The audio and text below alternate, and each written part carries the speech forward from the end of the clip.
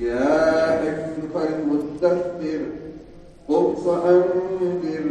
وربك فكبر وثيابك فطهر والرجز فاهجر ولا تمنن تستكثر ولربك فاصبر وإذا نقر في الناقور فذلك يومئذ يوم عسير على الكافرين غير يسير ذرني ومن خلقت وحيدا وجعلت له مالا ممدودا وبنين شهودا ومهدت له تمهيدا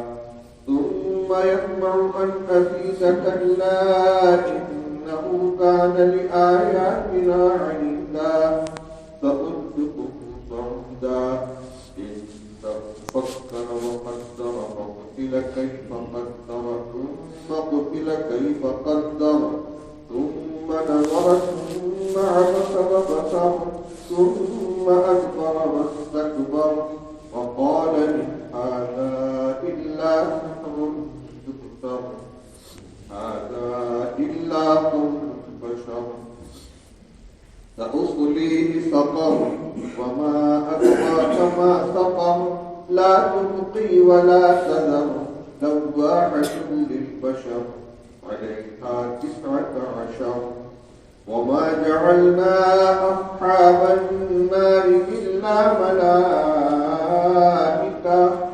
وما جعلنا عدتهم إلا فتنة للذين كفروا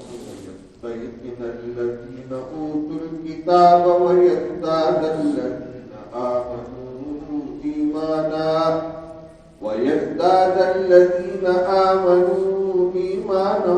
ولا يرتاب الذين أوتوا الكتاب والمؤمنون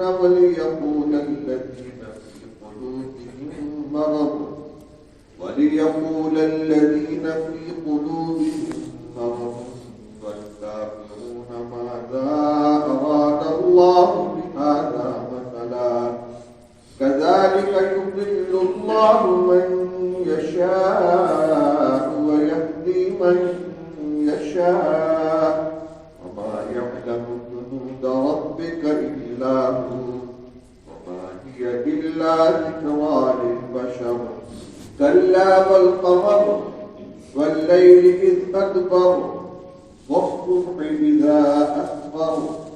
إنها لإحدى الكبر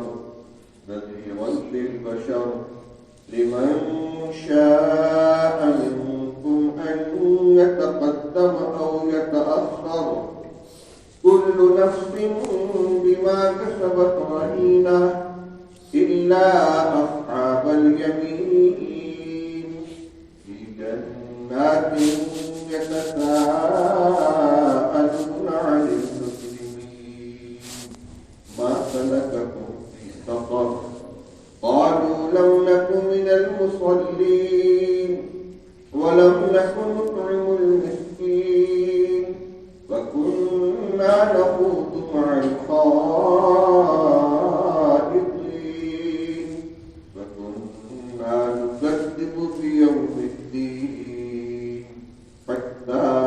أتانا اليقين فما تنفعهم شفاعة الشافعين